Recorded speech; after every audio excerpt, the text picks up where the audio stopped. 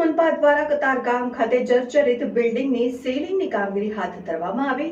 Katargam road પર આવેલા આદિનાથ એપાર્ટમેન્ટના 80 ફ્લેટને કતારગામ ઝોનના અધિકારીઓ ચુસ્ત પોલીસ બંદોબસ્ત હેઠળ કાર્યવાહી કરવા પહોંચ્યા। જોતા રહો ભારત ટાઈમ્સ ન્યૂઝ। સુરત મહાનગરપાલિકાના કતારગામ ઝોન દ્વારા જર્જરિત મિલકતોને સીલિંગ કરવાની કામગીરી હાથ ધરવામાં આવી છે। આપ દ્રશ્યોમાં જોઈ શકો છો, કતારગામ રોડ પર આવેલા આદિનાથ એપાર્ટમેન્ટના જે ફ્લેટો છે તેને સીલ મારવાની કામગીરી હાથ ધરવામાં આવી છે।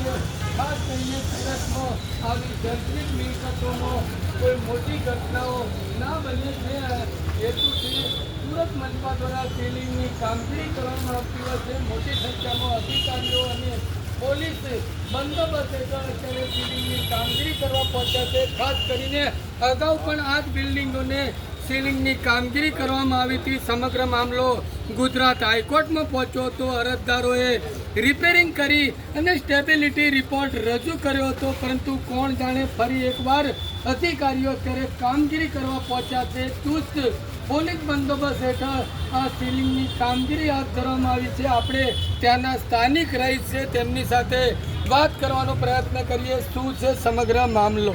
જી, આપનું નામ? જયેશભાઈ મારું નામ છે। જયેશભાઈ, અગાઉ પણ સીલિંગની કામગીરી આપ પણ ક્યાંક ને ક્યાંક આ બિલ્ડિંગો રિપેર કરાવી અને સ્ટેબિલિટી રિપોર્ટ રજૂ કર્યો અને હાઈકોર્ટમાં પણ ગયા હતા। શું છે ફરી એકવાર આ અધિકારીઓ પહોંચ્યા?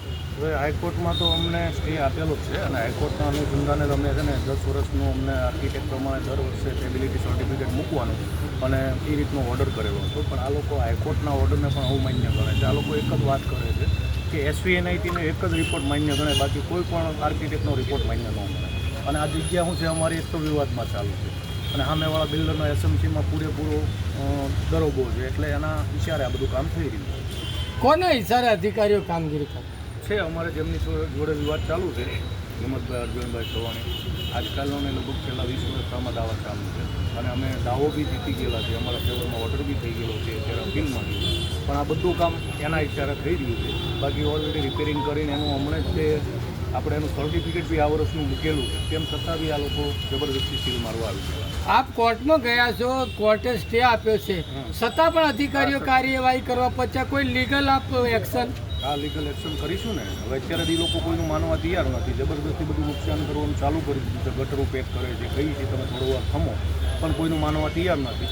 અત્યારે ઓલરેડી બધાએ ગટર પેક કરી દીધી છે અને જબરદસ્તી કામગીરી કરી રહ્યા છે, કોઈનું માનવા તૈયાર નથી। કેટલા ફ્લેટ છે અહીંયા? ટોટલ 80 ફ્લેટ તમામમાં રહે છે લોકો? બધામાં રહે છે।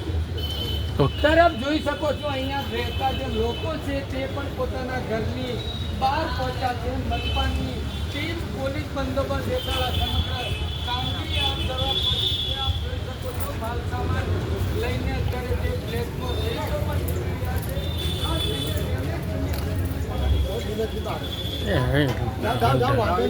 આ નવા માણસ છે એટલે જતા નથી।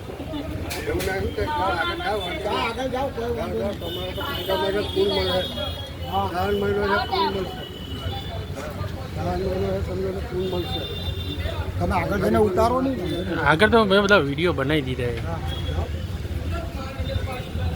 જે કામગીરી છે તેની સામે જરૂર સવાલો ઉઠી રહ્યા છે। Baldev Desai, Bharat time news, Surat. Katargam road પર આવેલા આદિનાથ એપાર્ટમેન્ટના 80 ફ્લેટને કતારગામ ઝોનના અધિકારીઓ ચુસ્ત પોલીસ બંદોબસ્ત હેઠળ કાર્યવાહી કરવા પહોંચ્યા। રહીશો મોટી સંખ્યામાં એકઠા થયા અને અગાઉ પણ આ બિલ્ડિંગમાં સીલિંગ કરવામાં આવતા સમગ્ર મામલો હાઈકોર્ટમાં પહોંચ્યો હતો। સ્થાનિક રહીશો દ્વારા જણાવ્યું હતું કે અમોએ બિલ્ડિંગનું રિપેરિંગ કરીને સ્ટ્રક્ચર સ્ટેબિલિટી રિપોર્ટ રજૂ કર્યો, છતાં ફરી એકવાર સીલિંગ કરવા પહોંચતા મનપા દ્વારા જોહુકમી કરવામાં આવી રહી છે। મનપાના અધિકારીઓ ચુસ્ત પોલીસ બંદોબસ્ત હેઠળ 80 જેટલા ફ્લેટને સીલ મારવાની કામગીરી હાથ ધરવામાં આવી। જોતા રહો ભારત ટાઈમ્સ ન્યૂઝ।